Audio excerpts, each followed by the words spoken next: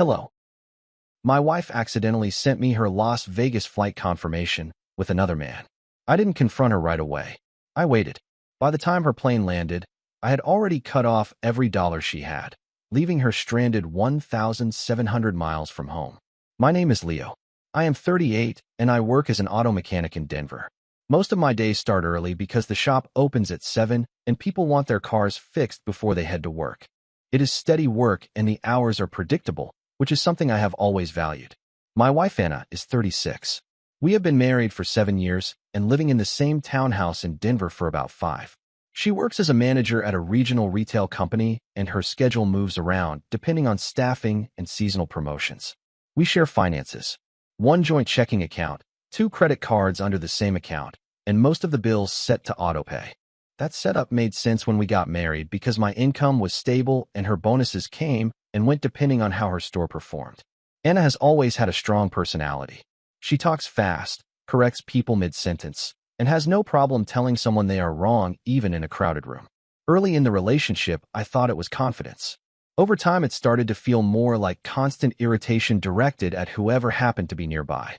I am not someone who enjoys constant arguments. My job already involves frustrated customers and broken machines all day. When I get home, I prefer things simple and quiet. About 3 weeks ago, I was finishing paperwork at the shop after closing when an email notification popped up on my phone.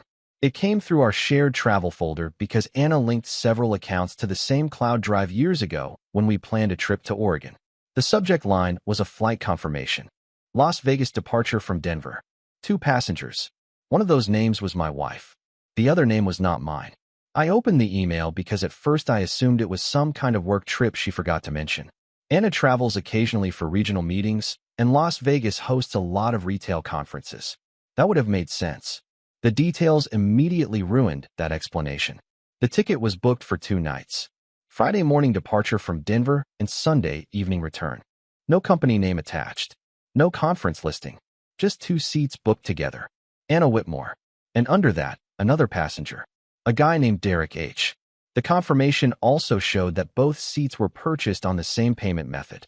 Our joint credit card. The one we use for groceries, gas, and normal household stuff. I sat in the office chair at the shop for a few minutes, just looking at the screen. The place was already closed. The front lights were off, and the only sound was the air compressor cycling in the back. The first reaction most people expect in that moment is anger. Honestly, I mostly felt something colder than that, because the situation immediately became a logistics problem. Anna and I share finances. Every account touches the same hub. Our checking account feeds the credit cards. Her debit card pulls from the same place mine does. So the Vegas trip was not just a secret. It was a secret being funded directly from our shared money. I did not call her. I did not text her. I closed the email and drove home like a normal evening. When I walked into the house, she was on the couch scrolling through her phone complaining about a scheduling issue at work. Same tone she always uses. Sharp. Irritated. Talking about how everyone around her is incompetent. She asked how my day went without looking up. I told her it was busy. That was the entire conversation. That night, I didn't mention the flight confirmation. I didn't ask about Vegas. I didn't ask about Derek. Instead, I started checking something else. Our bank accounts. Our finances are simple because I intentionally keep them that way. 1 joint checking account where both of our paychecks land. From there, everything branches out. Mortgage, utilities, car insurance, groceries, and the credit cards. Nothing complicated and nothing hidden. I opened the banking app and started going through the last couple weeks. The Vegas flight stood out immediately. Just under $900 charged to the joint card 3 days earlier. No explanation attached. No conversation beforehand. Just a quiet purchase sitting in the middle of normal grocery and gas transactions. Then I checked something else. Limits and permissions. Most couples do not think about how their banking actually works until something goes wrong. Because I handle most of the bill paying, I am listed as the primary account holder. Anna is an authorized user on the credit cards and a joint holder on checking, which means technically we both have access. But I control the back-end settings. Spending limits. Card activation. Transfer permissions. None of that was set up with control in mind when we married. It was just the way the bank structured the accounts. Still, seeing the Vegas ticket changed how I looked at those options. So instead of confronting Anna that night, I started adjusting a few things quietly. First, I lowered the daily spending limit on the shared credit card. Then I opened the debit card settings attached to the checking account. The bank allows individual card restrictions, travel notifications, temporary locks, withdrawal caps. I did not shut anything off yet. I just looked at the calendar. The flight left Friday morning. That gave me 4 days. 4 days where Anna thought she was flying to Las Vegas with Derek, and 4 days where she believed every dollar in our accounts would still be waiting for her when she landed. The next few days were completely normal on the surface. Anna left for work each morning complaining about her staff. I left for the shop before 7 and spent most of the day under car hoods. When we were both home in the evening, she talked about inventory problems and lazy employees while scrolling through her phone. At no point did she mention Las Vegas. She never mentioned a work conference, never mentioned traveling, never asked if I had plans that weekend, which told me everything I needed to know about how she expected this to play out. She assumed I would never know. Wednesday night, I confirmed the flight details again. Friday departure, 9:10 in the morning, direct flight. Then I looked at our banking controls one more time. People imagine revenge as something loud and emotional. Yelling, arguments, dramatic confrontations in kitchens. I was not interested in any of that. What I was interested in was timing. Anna relies heavily on our shared accounts. Her paycheck goes into the same checking account as mine, but most of her personal spending runs through the joint credit card. She rarely carries cash and almost never checks the banking app, which meant if something changed suddenly, she would only discover it when she tried to use the card. Thursday night, she mentioned something that actually made the situation easier. She told me she had an early meeting Friday morning and might leave the house before I woke up. I nodded and said that made sense. Friday morning, I was already awake when she left. I heard the garage door open around 6. About 20 minutes later, I got the text. Heading to work early today. I responded with a thumbs up. Then I waited. At 8:50 a.m., I opened the banking app, and I started flipping switches. At 8:50 a.m., the plane was already boarding. I know that because I checked the airline status page before touching anything. The flight was on time. Gate already assigned.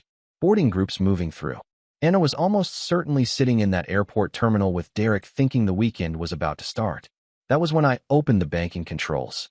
First thing I did was lock the joint credit card. The bank app has a simple toggle. Card temporarily unavailable for purchases. It takes about 3 seconds. Next, I opened the debit card settings connected to our checking account. That card was still fully active. I set the withdrawal limit to 0. Then I toggled travel protection on the card, but restricted it to Colorado transactions only. Anything outside the state would trigger a decline automatically. After that, I moved the majority of the money from checking into my separate savings account. That account had always existed because I used it for tax payments and larger repairs. Anna technically knew about it, but she had no card connected to it and no direct access. The transfer took maybe 10 seconds. When I finished, the joint checking account still existed. It still looked normal on the surface, but the usable balance was basically nothing. No credit card, no out-of-state debit purchases, no ATM withdrawals, just a few dollars sitting there doing nothing. I locked my phone and went back to work. The shop was busy that morning. 2 brake jobs and a transmission issue on a delivery van. By the time I took my lunch break around noon, I had honestly stopped thinking about the whole thing. Then my phone started vibrating on the workbench. Anna. 3 calls in a row. Then a text. Why is the card getting declined? I wiped my hands on a rag and read the message again. About 30 seconds later, another one came in.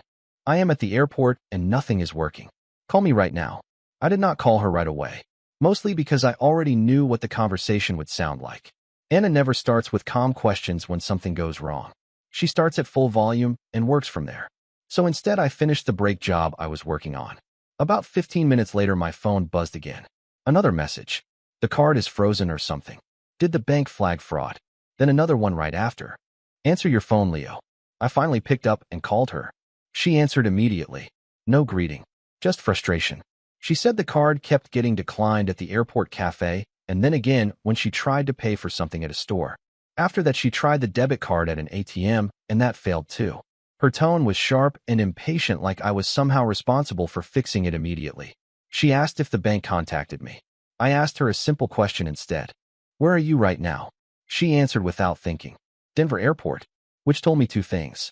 First, she had not boarded yet. The flight must have been delayed or still boarding. Second, she was lying automatically because the flight confirmation clearly said Las Vegas. So I kept the conversation calm. I said that was strange and I would check the account. She told me to hurry because she was trying to grab breakfast before her meeting. Her meeting? Still the same story.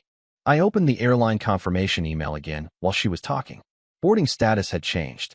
Gate closed, which meant the plane had just left Denver. I leaned against the tool cabinet and asked one more question. Anna, what meeting are you flying to? There was a pause on the line. Not long, but long enough. The pause lasted maybe 2 seconds. Then Anna switched tone the way she always does when she realizes something might not line up. Her voice went defensive immediately. She said it was a regional planning meeting and she already told me about it earlier in the week. That was not true. Anna usually fills the house with details about work, store issues, staffing complaints, corporate decisions. If there was a trip, I would have heard about it repeatedly. So I kept my voice neutral. I asked where the meeting was. Another pause. Then she said Las Vegas. The interesting thing was she said it like she had just remembered, like she needed a second to decide what the story should be. At that point, I already knew she was on the plane, or at least about to be. The airline tracker showed the flight climbing out of Denver. So I asked the next obvious question. If this is a work trip, why did the confirmation email show 2 passengers? Silence again. Longer this time. Then she did something predictable. She got angry. Anna started accusing me of snooping through her email. She said it was weird and controlling. She asked why I was checking her travel confirmations like some paranoid husband. I let her finish. Then I told her something simple. The email came through the shared folder she connected years ago. I did not go looking for it. It showed up on my phone. She did not have an answer for that. Instead, she pivoted again. She said Derek was just a coworker and they were flying together for the same meeting. That explanation would have sounded better if the tickets were not purchased together on our credit card. I pointed that out. Another pause. Then Anna said something that actually made the next part very easy. She said we could argue about it later because she needed to land first and grab an Uber into the city. That was when I finally told her the truth about the cards. Anna stopped talking the moment I said that. I explained it slowly because I wanted the situation to be completely clear. I told her the credit card was locked. I told her the debit card would not work outside Colorado. I told her most of the money had already been moved out of the joint checking account. There was a second where she did not react. Then the yelling started. She asked if I was serious. She said I could not just shut off her access to our money while she was traveling. Her voice went sharp and loud the way it always does when she thinks pushing harder will fix the situation. She told me to stop playing games and unlock the card immediately. I let her finish. Then I reminded her of something simple. She was the one flying across the country with another man using our shared credit card. That quieted her down for a moment. Not because she agreed, because she was recalculating. Anna finally asked what exactly I had done to the accounts. So I told her. The credit card would decline. The debit card would decline outside Colorado. And the money in checking was basically gone. Another pause. Then her voice changed. Less aggressive. More tense. She asked how she was supposed to pay for anything in Las Vegas. Hotel. Food. Transportation. I did not answer that question. Instead, I said something else. I said that before we talked about money, she should probably explain why she was flying to Vegas with a guy named Derek without telling her husband. That was when she snapped again. She started yelling about privacy and control and how I had no right to sabotage her trip. She said we would deal with this when she got home and that I needed to fix the cards immediately. That was when I realized the conversation had reached the point where nothing useful was going to come out of it. So I ended it. I told her the cards were staying locked. Then I hung up. And before the phone could ring again, I blocked her number. The phone immediately tried to ring again. Blocked call notification. Then another. Anna was persistent when she was angry. Normally that meant a long chain of messages about how someone else had ruined her day. This time the messages could not reach me anymore. I slid the phone back into my pocket and finished the transmission job I had been working on. For the next couple hours, the shop stayed busy enough that I barely thought about it. Cars coming in, customers asking questions, parts deliveries showing up late like they always do. Around mid-afternoon, I checked my phone again. No missed calls, but there were emails. Anna had switched to that once she realized the number was blocked. 3 emails sitting in the inbox. The first one was pure anger. She wrote that what I did was insane and controlling. She said I had no right to trap her somewhere without access to money. The second one had a slightly different tone. She asked if I could at least unlock the debit card long enough for her to get a hotel room. The third email was shorter. She said she had landed in Las Vegas and none of her cards worked. The hotel reservation would not go through because the payment method failed. Then she wrote something that told me the situation was already turning uncomfortable for her. Derek had assumed she was paying, which meant he had shown up expecting the trip to be funded already. I closed the email and sat there for a moment thinking about the situation. Las Vegas is about 1,700 miles from Denver. Flights are expensive last minute. Hotels are expensive if you show up without a valid card. And the person she traveled with clearly did not plan on covering the whole weekend.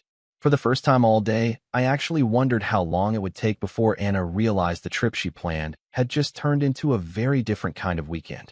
I finished work around 5 that evening and drove home through normal Denver traffic. The whole drive I kept thinking about the practical side of things. Once the situation became clear that morning, there was really only one decision left to make. I was not interested in dragging out a confrontation when the facts were already obvious. So instead of sitting in the house waiting for her to come back, I spent the evening doing something more useful. First, I called a local attorney that one of my coworkers had used during his divorce last year. The consultation was quick. Colorado is a no-fault state, and the lawyer said the process was straightforward once paperwork started. By the end of the call, he was preparing the initial filing. After that, I started packing. Anna had a lot of things in the house, but the townhouse itself was in my name. I bought it 3 years before we got married, which made the legal side easier. The lawyer confirmed I could remove her belongings as long as they were delivered somewhere safe. So I loaded everything that clearly belonged to her. Clothes, work documents, shoes, personal items from the bathroom, her laptop and desk equipment. It took 2 trips with my truck. Her parents live about 30 minutes outside Denver. They were surprised when I showed up with half their daughter's life in the back of a pickup, but I kept the explanation simple. I told them Anna had taken a trip to Las Vegas with another man, and our marriage was finished. They did not argue. By the time I got back home, the house looked noticeably different. Quieter, less cluttered. I changed the garage code and front door locks that night. Then I blocked her email the same way I blocked her phone earlier. Anna eventually made it back to Denver 2 days later. I know that because her father left me a voicemail saying she was staying with them. The divorce papers were delivered the following week. That was the last direct interaction between us. Looking back, the strange part is how calm the entire process felt once everything was obvious. Anna planned a secret weekend in Las Vegas. She just did not plan for what would be waiting when she came home. Bye-bye.